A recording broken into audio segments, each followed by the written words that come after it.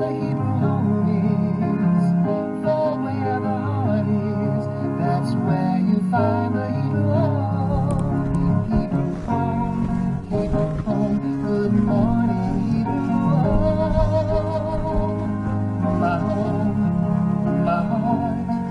My heart is where the Hebrew home is, for where the heart is, that's where you find the Hebrew home.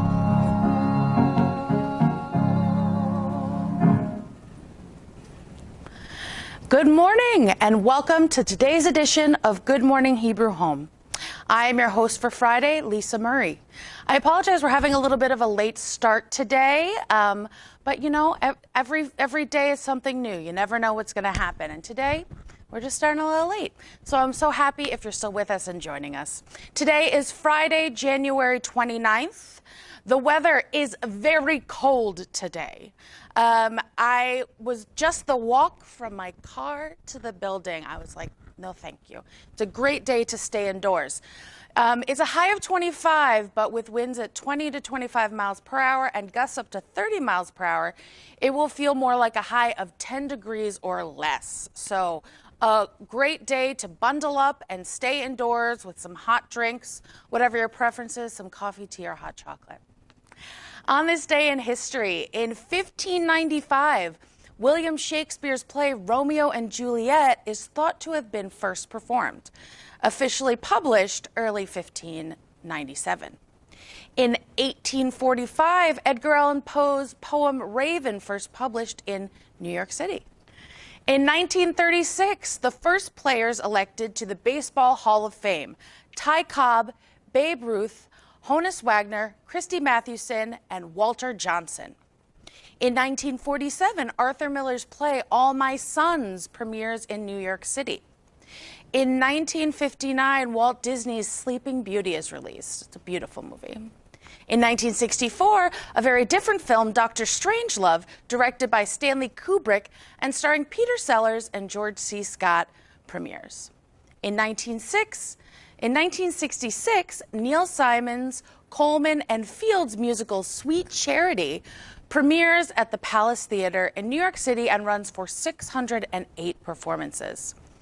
In famous birthdays for today, in 1945, Tom Selleck, actor known for playing Lance in the Rockford Files and Magnum P.I., is born in Detroit, Michigan. And in 1954, Oprah Winfrey, American TV talk show host and actress known for The Oprah Winfrey Show and the movie The Color Purple, as well as so many other things, is born in Kosciuszko, Mississippi. I just went right through that word. I can't tell you if I said it correctly. We are going to watch a little clip about from Oprah at the end of the show, but she is a person who has had such a huge impact on America and the world, and a big happy birthday to Oprah today. In addition to the national holiday that is Oprah's birthday, it is also National Puzzle Day. So if you're a puzzle enthusiast, today is your day. And National Fun at Work Day. So all my coworkers out there, I hope we're going to have a fun National Fun at Work Day. So in birthdays, staff birthdays, Denise from housekeeping today. Saturday, Prince from engineering. For residents on Friday, Rosalind R. and Sylvia S. Hi, Sylvia. And on Sunday, David S. and Emma C. There's one staff birthday today that I did not say yet because I wanted to make a special little extra deal about it. It's our very own Deacon George's birthday. Deacon, happy birthday. I wanted to have us all sing him a quick little happy birthday. You don't have to come on screen or anything yet. But Deacon George is always here early. He's always helping us out in any way that he can. And he's just such a positive force at the Hebrew home. So I wanted to extend just an extra special birthday. And if I would ask my colleagues, perhaps we can sing a little happy birthday for Deacon George. He's covering his face. But come on over, Deacon George. Come on over. You ready? 1, 2, 3. Happy birthday to you. Happy birthday to you. Happy birthday, dear Deacon George. Happy birthday to you. Yay! You will see him a little bit later at 11:15. We'll let him continue to get ready. Moving on, also exciting, the meals for this weekend. Friday, that's today, the lunch is, in case you didn't know, Olivia's always over there laughing at me. Today's lunch is a lox and cream cheese bagel and carrot and raisin salad with vanilla cream cookies for dessert. The dinner is cream of spinach soup, Salisbury steak with gravy, potato pancakes, green beans, and a blondie for dessert. For Saturday, our lunch is Tuscan chicken, garlic mashed potatoes with broccoli florets, and dessert is pears.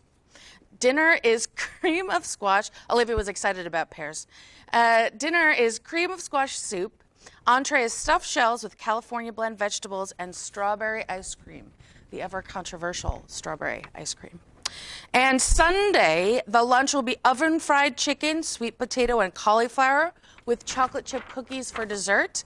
And the dinner will be split pea soup, and the entree will be a blueberry blint souffle and baked apple slices with rice pudding for dessert.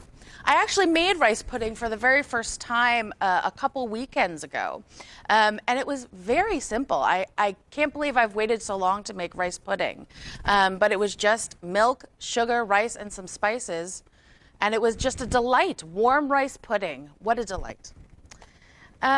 So for our positive news story for today, we're going to talk a little bit about the inauguration, Bernie Sanders, and something very special that happened. So the weather for President Joe Biden's inauguration ceremony was blustery with snow flurries and a wind chill making the temperature drop to near freezing. But never let it be said that a Vermonter like Senator Bernie Sanders doesn't know how to dress for winter weather. Along with Amanda Gorman's stirring poem, Senator Sanders' now iconic mittens were one of the highlights of the day. Within 24 hours, the casual look had launched more memes than anyone could count, and, like Elf on a Shelf, it was pretty much everywhere. Bernie's hunkered-down image, captured by the decorated photographer Brendan Smielowski, was soon photoshopped into classic paintings like Edward Hopper's Nighthawks and Botticelli's Birth of Venus. He's been inserted into contemporary pop culture with winks and nods to Sex and the City, Twilight, Game of Thrones, and Where's Waldo. He's even been swapped into Sharon Stone's infamous cross-legged hot seat pose from Basic Instinct. Let's take a look at some of those images. We'll go over to our smart bird over here. Bernie Sanders, the man, the meme, the mittens. So this is the image we're talking about. This is him at the inauguration. And people were just so enamored with this photo that they started using their computers to sort of splice it into other images, such as the next one. So here he is in the classic movie Forrest Gump. Here he is in The Breakfast Club, just another upset teen on a Saturday morning. Here he is in one of my favorite shows, Golden Girls. Who knew? Bernie. On the streets of New York City, get a chili dog from Bernie Sanders. And surfing. He's on the top of a surfboard. And this leads to the next thing that I'm going to talk about. Apart from injecting some much-needed humor into our social feeds, Sanders' sartorial tour de force injected some much-needed cash into a few charities, thanks to the senator himself, who seized the moment. He quickly added the image to a line of merchandise on his website, with all the proceeds benefiting Vermont-based charities, including Meals on Wheels and senior citizen advocacy groups. The sweatshirts, tees, and stickers sold out in less than 30 minutes. Additional supplies were similarly snapped up faster than you can say Jack Frost.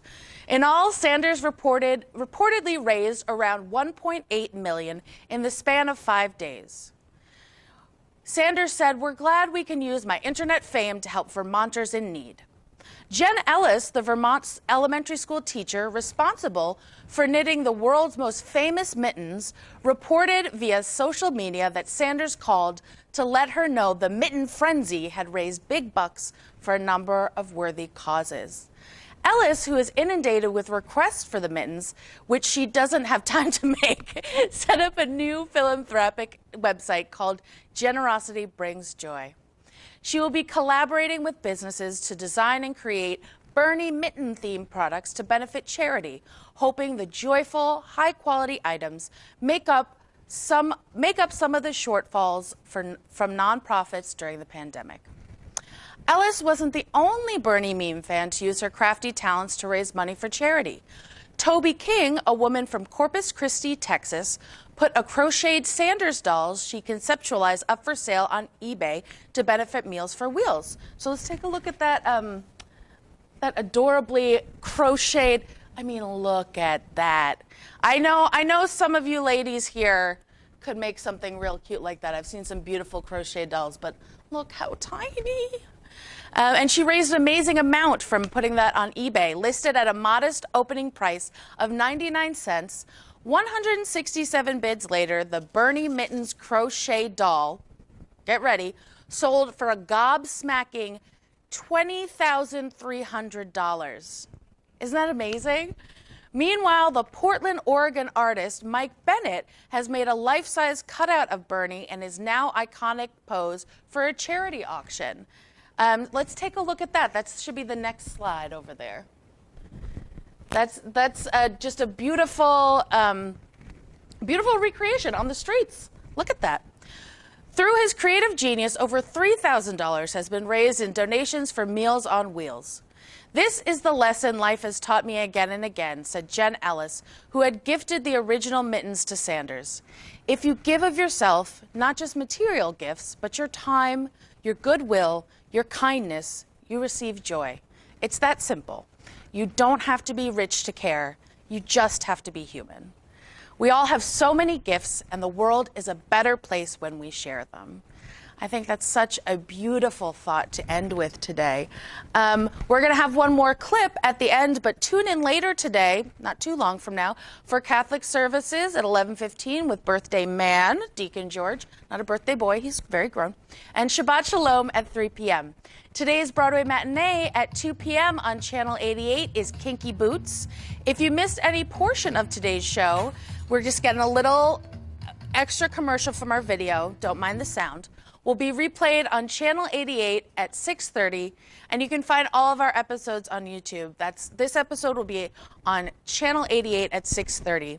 Our video today, as I mentioned earlier, is from Oprah Winfrey. It's an interview Oprah did, and there are so many different things that Oprah has accomplished. You know, she's an accomplished businesswoman, she's an actress, she's, you know, supported schools, she's supported different Broadway productions. But I think one of the things that people really turn to Oprah for is for her words of wisdom.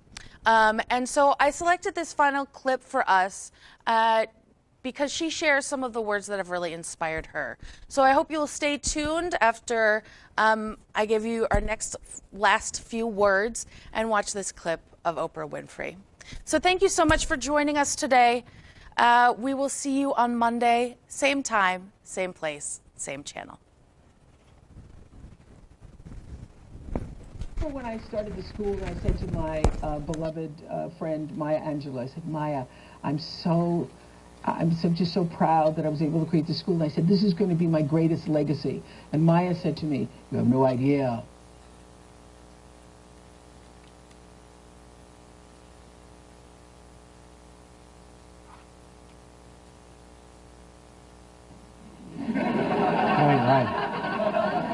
You have no idea what your legacy will be, she said to me, because your legacy is every life you've touched. And that shifted the way I saw legacy or what you leave behind or what you do. Because Maya was explaining to me that, you know, over all the years of watching your show, everybody who decided that they were going to go back to school or lose weight or no longer hit their children or get out of a bad marriage, all of those people who have seen and experienced your voice. And the same thing with everybody here. You have no idea what your legacy will be. Your legacy is every life that you touched. And we like to think of it, I know you have done amazing things with your philanthropy. We like to think that these great philanthropic moments are the ones that leave the impact or will make the huge difference in the world. But it's really what you do every day. It's how you use your life to be a light to somebody else's, you know, and it's how you use your work as an expression of your own art, whatever that is. So I think I would say the girls, as I get to watch them now graduate from college and move into their lives, but really, there is a moment that happened to me just about a year after I went national. There was a woman in Ann Arbor, Michigan, who wrote me a letter that will go on my, well, I'm not going to have a tombstone, but if I had a tombstone, wasn't cremated, it would go there. She said, Oprah, watching you be yourself every day makes me want to be more of myself. And Right. I just don't know of anything better than that. So I am most proud of, and just yesterday I went to see Notes from the Field with Anna Veer Smith, and in the bathroom, this woman comes up to me and says, you know, I've watched you all these years, and you did so much for me. And I used to just hear people say, oh, I watch your show, I love you, I watch your show. And about 10 years in, about the time I started talking to the audience, I would stop people and say, so tell me, what is it that moved you? Why do you love the show? Why do you? And this woman said to me just yesterday, you helped me to be more of myself.